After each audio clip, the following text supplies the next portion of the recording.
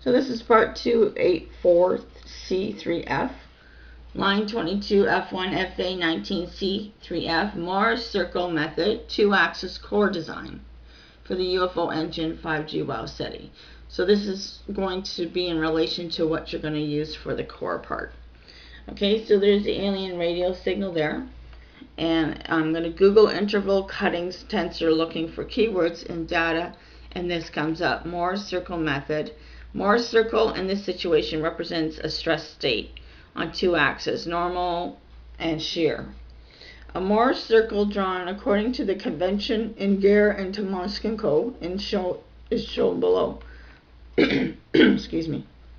So here's the graph of what it looks like. Okay, and that's from www.deutpoms.ac.uk. Okay, and something about metal forming in rotation axis. So 7:11 p.m. EDT on July 22nd. Today is the 27th of August, 2012.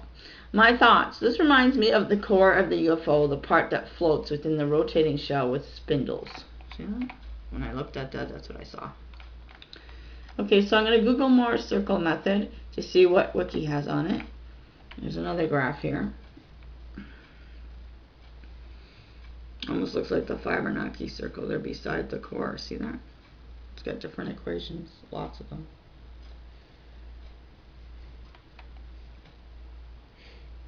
Okay, there's the whole picture. There you go.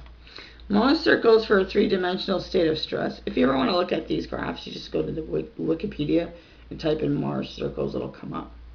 So Mohr circles, named after Christian Otto Mohr, is a 2-dimensional graphical representation of the state of stress at a point, the abscissa, sorry, I don't know how to say it, and it's got ON and ordinate TN.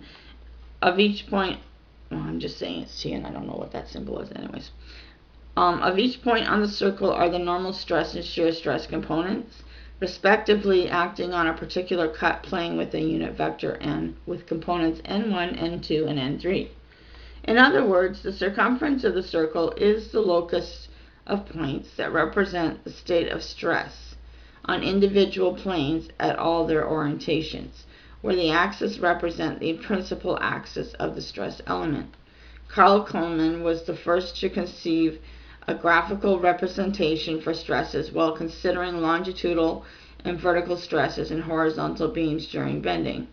Mohr's contribution extended the use of this representation for both 2- and 3-dimensional stresses and developed a failure criterion based on the stress circle. There is also a similar Mohr circle for strain where x-axis depicts strain and the y-axis represents half of shear strain, which can be found out by generalized Hooke's law. Other graphical methods for the representation of the stress state. I lost my point. Where was I? At a point include the lame stress ellipsoid and Cauchy stress quadric. That's bad. I'm half asleep still. Keywords to Google from Mohr circle method: bending, shear strain, generalized Hooke's law, lame stress ellipsoid, Cauchy stress quadric. These keywords will be covered in the next few videos. Okay, so we'll go on to our next one.